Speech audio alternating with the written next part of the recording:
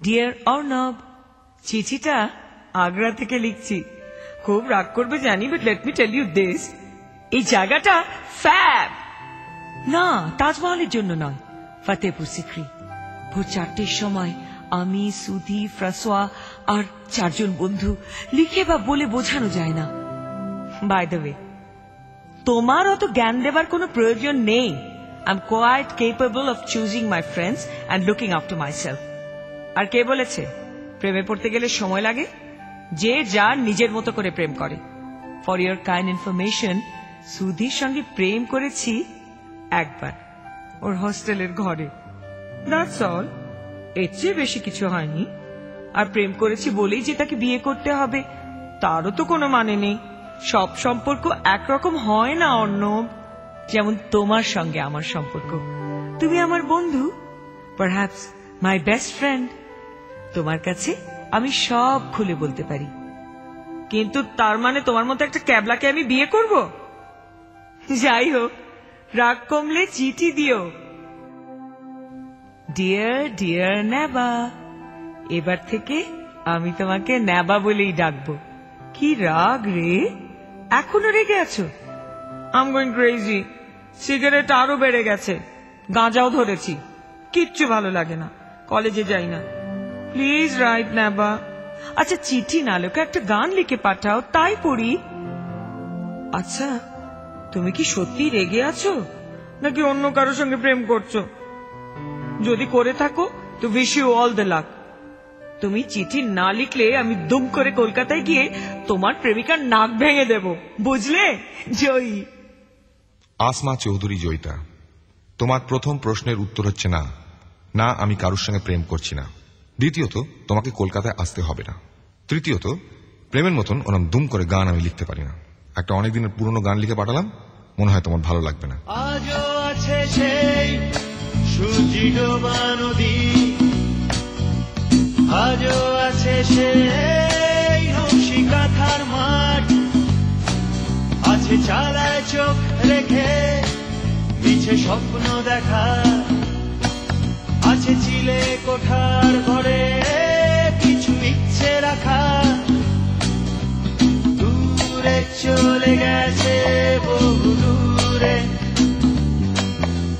বুঝতে পারিনি কত দূরে। অ্যালবামের মাঝে দিন গুলো হারিয়ে গেছে, সেই বর্ষায় হাঁটু জল রাস্তাটা আজ কোথায় আছে জানি না, আমি জানি না। আজও যেতে চাই ঘুমপুরির দেশে,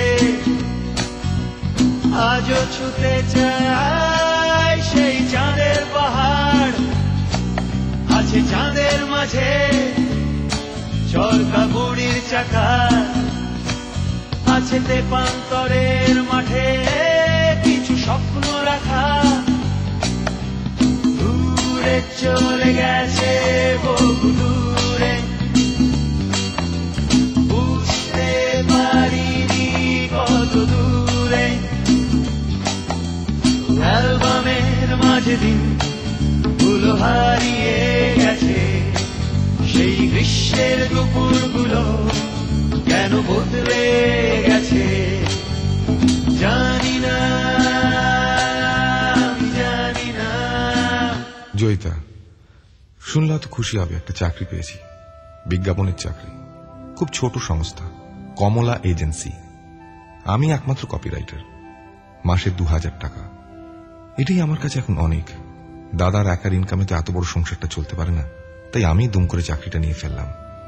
সাবান, তেল, শ্যাম্পু এসব নিয়ে ছড়া লিখছি, মন্দ লাগছে না। তোমার কথাই ঠিক, আমার দ্বারা গান ফান আর হবে না। আসলে বেসিক্যালি মধ্যবিত্ত তো, তাই সংসার, ঘর এসবের থেকে মুখ ফিরে রাখতে পারলাম না।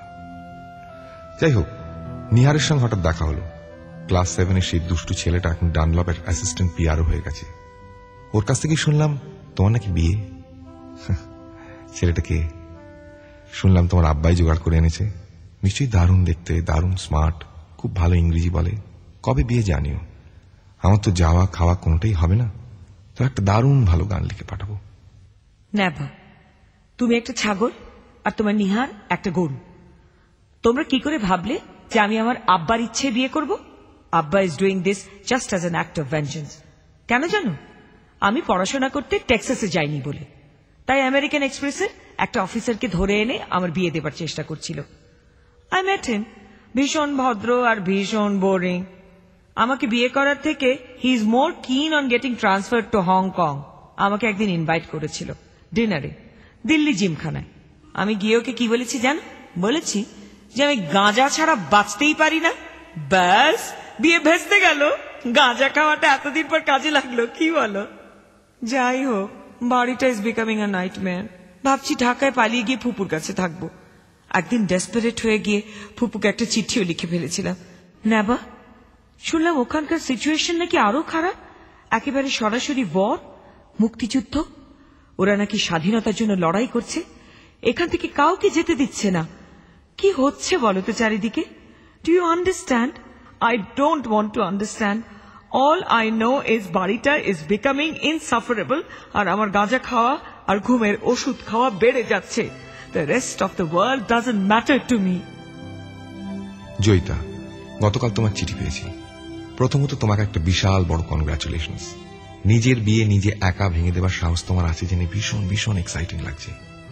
আমিও গতকাল সাহস করে কি করেছি জানো? ধর্মতলার একটা বারে গিয়ে জিন খেয়েছি, 4 পেগ, বড় পেগ, জীবনে প্রথম একা একা। তারপর ভিক্টোরিয়া মেমোরিয়ালে গিয়ে একটা ঘোড়ার গাড়িতে উঠে পড়লাম। হঠাৎ বৃষ্টি, ভিজলাম, সে এক দারুণ অভিজ্ঞতা। নেবা, এবার একটা বিয়ে করো। আচ্ছা, তোমার মা তোমার জন্য মেয়ে দেখছে না কেন? মারা অবশ্য ছেলেদের বিয়েই দিতে চায় না, পাছে হাত ছাড়া হয়ে যায়। কিন্তু তুমি নিজে তো দেখতে পারো। এবার একটা ভালো ভদ্র মেয়ে দেখে বিয়ে করে ফেলো। আমার মতো বেয়ারা ধিঙ্গি নয়, মিষ্টি সংসারী টাইপ। আচ্ছা, তোমার গানের কি খবর? একদম ক্লোজ চ্যাপ্টার আমি শুরু করেছি, তবে গান নয়, কবিতা, ইংলিশে।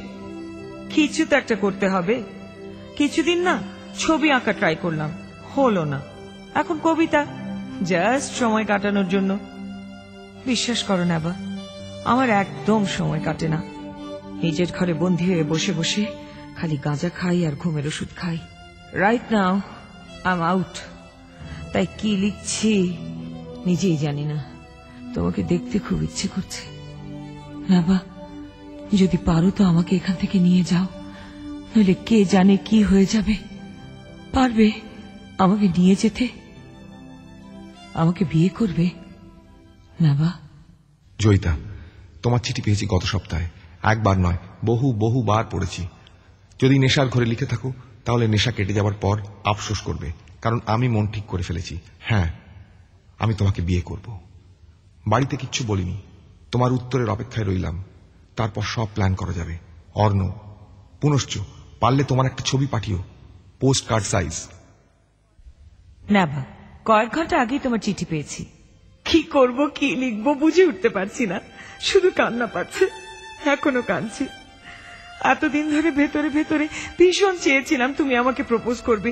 সেই যখন করলে, এত দেরি করে করলে কেন? তাও আবার আমি বলার পর করলে। যাই হোক, যখন করেই ফেলেছ আর কিন্তু পালাতে পারবে না। Please come to Delhi as soon as possible. I'll settle everything. সবকিছু ঠিক করে দেব। ইনফ্যাক্ট আব্বাকেও সব খুলে বলবো। আব্বা বাধা দিলে থোড়াই কেয়ার করি। কাকু is very sweet, he'll help me. তুমি যেভাবে হোক 7 দিনের মধ্যে দিল্লিতে চলে এসো, সব পাকা হয়ে যাবে। রাজধানী ধরে চলে এসো। ওই কমলা এজেন্সিতে রেজিগনেশন জমা দিয়ে চলে এসো। কিন্তু আমি সাউথ এক্সটেনশনে একটা ছোট্টখাটো অ্যাপার্টমেন্টের ব্যবস্থা করছি। কাকুর একটা ফ্ল্যাট আছে, জাস্ট পড়ে আছে।